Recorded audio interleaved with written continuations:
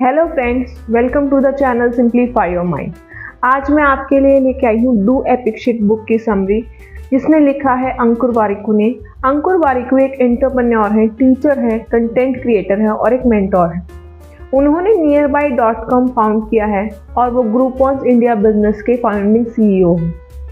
वो आजकल अपना बहुत ज़्यादा टाइम कंटेंट क्रिएट करने में, ऑनलाइन पढ़ाने में और फर्स्ट टाइम फाउंडर्स को मेंटोर करने में लगाते हैं।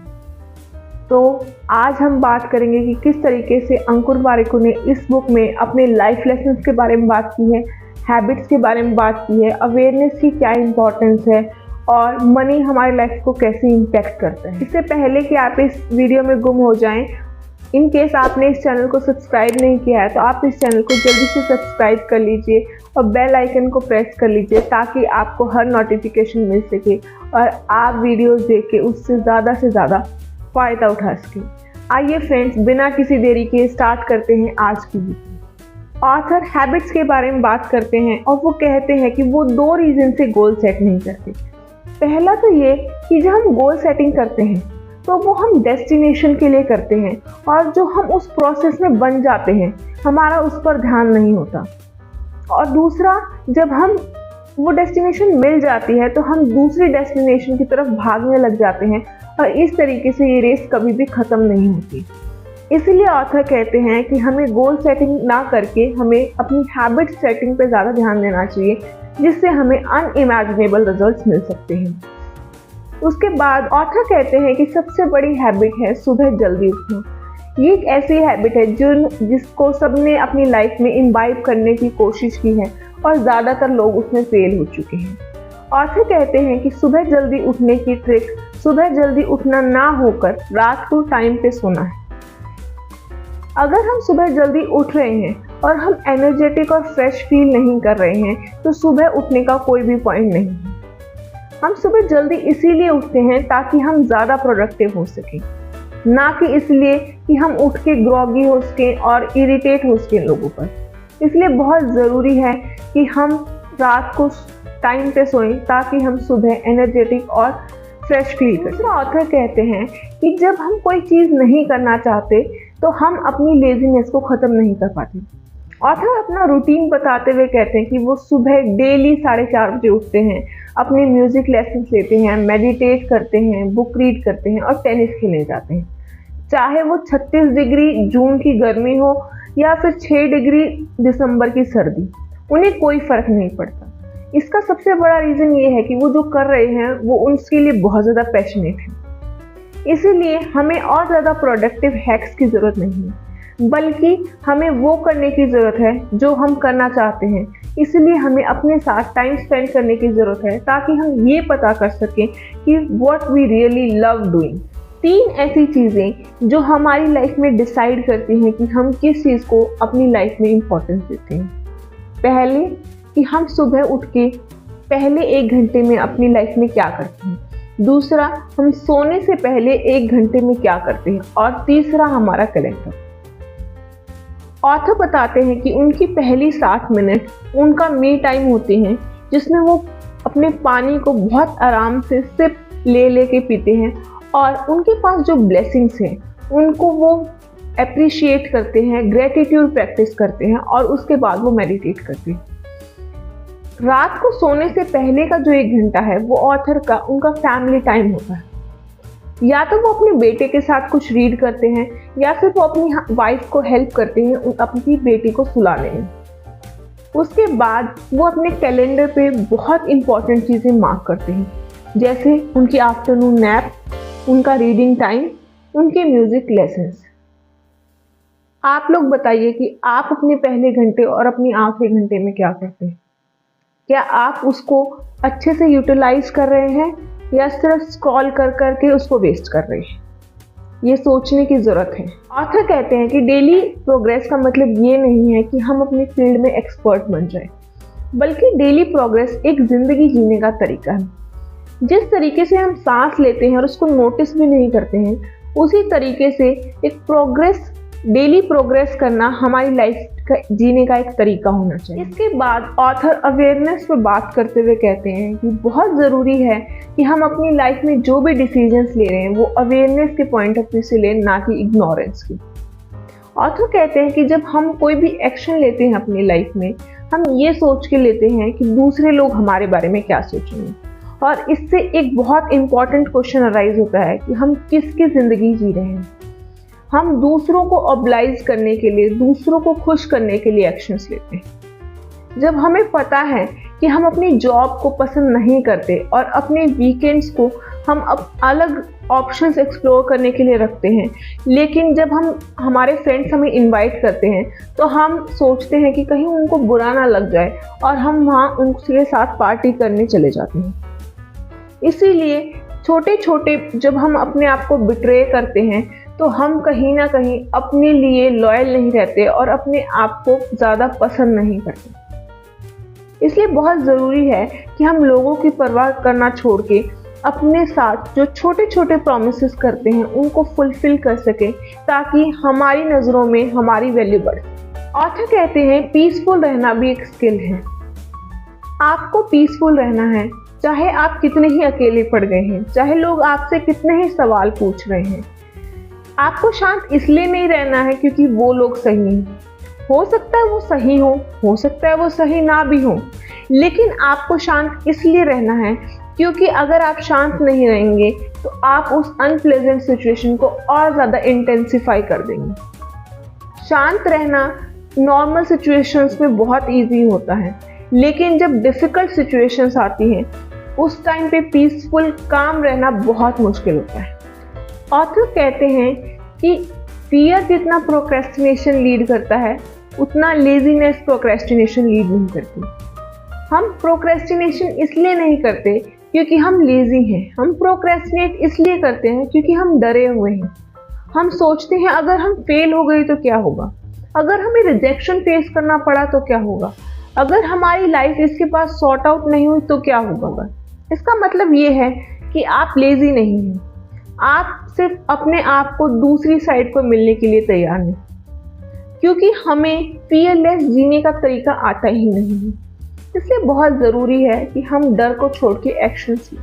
ऑथर कहते हैं कि अगर आप सही डिसीजन नहीं ले रहे हैं और आपको लगता है कि आप अगर डिसीजन लेंगे तो आप गलत डिसीजन लेंगे, तो आप अब मूव नहीं कर रहे हैं, तो आप पहले ही गलत डिसीजन ले चुके हैं। हम डिसीजन इसलिए नहीं लेते क्योंकि हमें लगता है कि पता नहीं हम सक्सीड होंगे या नहीं होंगे, लेकिन ऑथर कहते हैं कि अगर जब आप डिसीजन लेते हैं, या तो आपको पता लगता है कि लाइफ कैसे वर्क करती है, आपको सक्सेस मिलेगी, या फिर आपको लाइफ अल्टरिंग लेसन्स मिलेंगे। लेकिन अगर आप आगे नहीं बढ़ते हैं और डिसीजन नहीं लेते हैं तो आपको इन दोनों में से कुछ भी नहीं मिलेगा। ऑथर डिसीजन लेने का सबसे बेस्ट मेंटल मॉडल बताते हैं कि हमें अपने आप से क्वेश्चन पूछना है कि जो हम डिसीजन ले रहे हैं उसका वर्स्ट केस सिनेरियो क्या है। आंखें बंद करनी है और उसको हमें अच्छे से इमेजिन करना है, उसको फील करना है कि वो सिचुएशन कैसी होगी। उसके बाद हमें अपने आप से एक क्वेश्चन पूछना है कि क्या मैं मेंटली, फिजिकली, सोशली, इमोशनली इन सब चीज़ों के लिए तैयार हूँ। अगर आंसर यस है तो आपको वो डिसीजन ले लेना है। उसके बाद ऑथर एंटरप्रेन्योरशिप के बारे में डिस्कस करते हैं।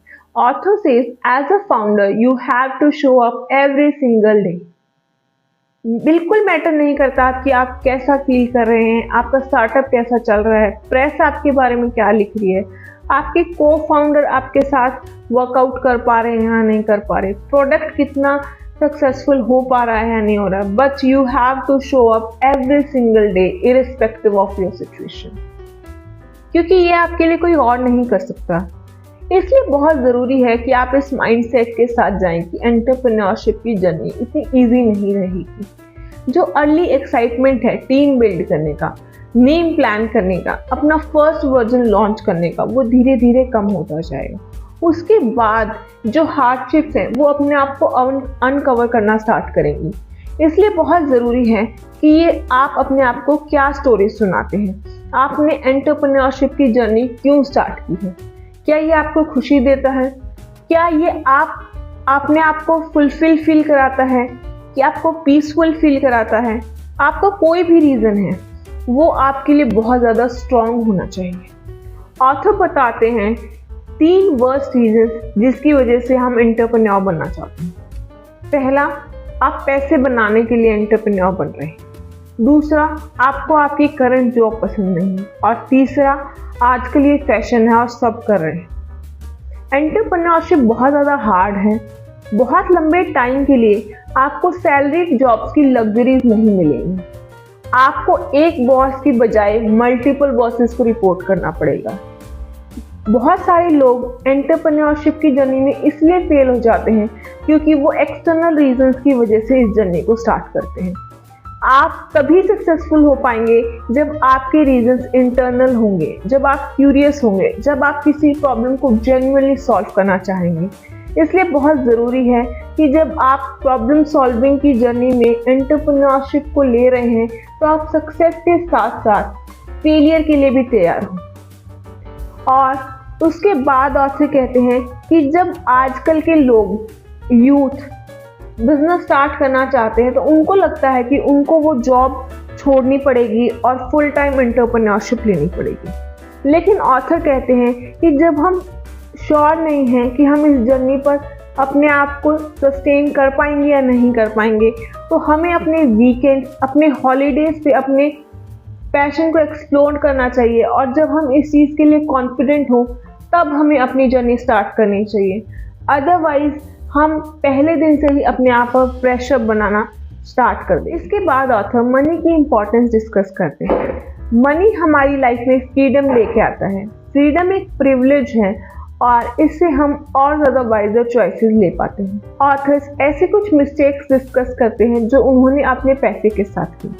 पहला, उन्होंने इलिक्विड एसेट्स में इन्वेस्ट किया, चाहे वो स्टार्टअप्स हो, रियल एस्टेट्स हो, और लिक्विड एसेट्स जैसे स्टॉक्स, गोल्ड्स, उसमें कम इन्वेस्ट किया। इसलिए जब उनका बहुत मुश्किल वक्त आया तो उनके पास पेपर वेल्थ तो बहुत ज़्यादा थी लेकिन कैश नहीं था। जब उन्होंने स्टॉक में इन्वेस्ट किया तो मार्केट बहुत हाई था और जब मार्केट लो गया तो पैनिक हो गए और उन्होंने अपने सारे पैसे गंवा दिए। इसलिए उनको पहले अपनी रिसर्च करनी थी और जो उन्होंने किया उसके एग्जैक्ट अपोजिट करना था। ऐसे लेसन्स जो ऑथर ने अपनी लाइफ में अपनी मिस्टेक से सीखे और वो हमारे साथ डिस्कस करते हैं। पहला, टैक्सेस आर रियल थिंग। हमें जब भी अपनी रिटर्न देख रहे हैं तो हमें उसको टैक्स के साथ एडजस्ट करके रिटर्न देखनी है। दूसरा, हमें इन्फ्लेशन को ध्यान में रखना है। जब हम अपनी रिटर्न देख रहे हैं तो हम ये ज़रूर देखें कि क्या हमारी रिटर्न्स इन्फ्लेशन को बीट कर पा रही हैं या नहीं कर पा रही। तीसरा, कंपाउंडिंग का इफेक्ट देखने के लिए हमें उसको लॉन्गेस्ट पीरियड ऑफ टाइम के लिए इन्वेस्टमेंट करके बनाए रखनी ज़रूरी है। और उसके बाद ऑथर बताते हैं कि लिक्विडिटी बहुत क्रिटिकल रोल प्ले करती है। अगर आप बहुत ज़्यादा इलिक्विड एसेट्स में ही इन्वेस्ट करते हैं और आपके पास कैश नहीं है जब आपको ज़रूरत है तो इन्वेस्ट करने का कोई मतलब नहीं बनता। हमें सिर्फ उन चीज़ों के लिए लोन्स लेने हैं जो हमारे वैल्यू में एप्रिशिएट कर रहे हैं। वो एजुकेशन हो सकती है और अगर हमें घर खरीदना है तो सिर्फ वो एक घर होना चाहिए जो हम जिसमें पर्सनली रहें और उसके अलावा कोई इन्वेस्टमेंट नहीं होनी चाहिए। उसके बाद ऑथर कहते हैं कि हमें मार्केट को टाइम करने की कोशिश नहीं करनी चाहिए क्योंकि मार्केट कब हाई है और कब लो है उसको हम पता नहीं कर सकते। इसीलिए सबसे अच्छा तरीका है इन्वेस्ट रहने का कि हम लॉन्ग टर्म के लिए इन्वेस्ट रहें। उसके बाद ऑथर कहते हैं कि लोग इन्वेस्ट इसलिए करते हैं क्योंकि उनको फोमो होता है। FOMO is fear of missing out. अगर सब बिटकॉइन में इन्वेस्ट कर रहे हैं तो मुझे भी करना चाहिए। अगर सब बिटकॉइन बेच रहे हैं तो मुझे भी बेचना चाहिए। अगर सब आईटीसी ले रहे हैं तो मुझे भी लेना चाहिए। अगर सब आईटीसी बेच रहे हैं तो मुझे भी बेचना चाहिए। आपको ये ध्यान रखने की ज़रूरत है कि आप हर कोई नहीं हैं और आपको अपनी रिसर्च पर पूरा विश्वास होना चाहिए और आपको अपनी एपेटाइट के अकॉर्डिंग ही इन्वेस्ट करना है। उसके बाद ऑथर कहते हैं कि हमें इन्वेस्टिंग की जर्नी जितना जल्दी हो सके उतनी जल्दी स्टार्ट करनी है। हम सोचते हैं कि 20s हमारा इंजॉयमेंट का टाइम है, 30s हमारा फैमिली बिल्ड करने का टाइम है, लेकिन आपको ये जानने की ज़रूरत है कि आपको अपनी इन्वेस्टमेंट की जर्नी तभी से स्टार्ट कर देनी है जब से आप 18 साल के हो जाएं, और नेक्स्ट बेस्ट टाइम है अब। जब आप अवेयर हो गए हैं तो आपको अपनी इन्वेस्टिंग की जर्नी आज से ही स्टार्ट कर देनी है। उसके बाद सबसे इम्पॉर्टेंट लेसन जो ऑथर डिस्कस करते हैं वो ये है कि हमें पैसे के पीछे भागना नहीं चाहिए। पैसे का सबसे मेन पर्पज़ ये है कि वो हमें फ्रीडम दे, इसीलिए हमें फ्रीडम अपनी ज़िंदगी में लाने के लिए हमें पैसा कमाना चाहिए, लेकिन पैसे कमाते कमाते हमें उस फ्रीडम को नहीं गंवाना है। तो ये थी आज की समरी, जिसमें हमने बात की कि ऑथर कैसे हैबिट्स की इम्पोर्टेंस बताते हैं, कि हमें कैसे हैबिट्स बिल्ड करके और गोल सेटिंग नहीं करनी चाहिए। दूसरा, वो बताते हैं कि हमें हर डिसीजन को अवेयरनेस की पॉइंट ऑफ व्यू से लेना चाहिए, ना कि इग्नोरेंस की। उसके बाद ऑथर डिस्कस करते हैं एंटरप्रेन्योरशिप की जर्नी और उसमें क्या क्या डिफिकल्टीज आती हैं। नेक्स्ट, ऑथर मनी की इम्पोर्टेंस को डिस्कस करते हैं, उन्होंने क्या क्या मिस्टेक्स की और उनसे उन्होंने क्या क्या सीखा। उम्मीद करती हूँ दोस्तों आपको ये वीडियो पसंद आई होगी। अगर आपको ये वीडियो पसंद आई है तो इसे लाइक, शेयर एंड सब्सक्राइब कीजिए, और थैंक्स फॉर वॉचिंग।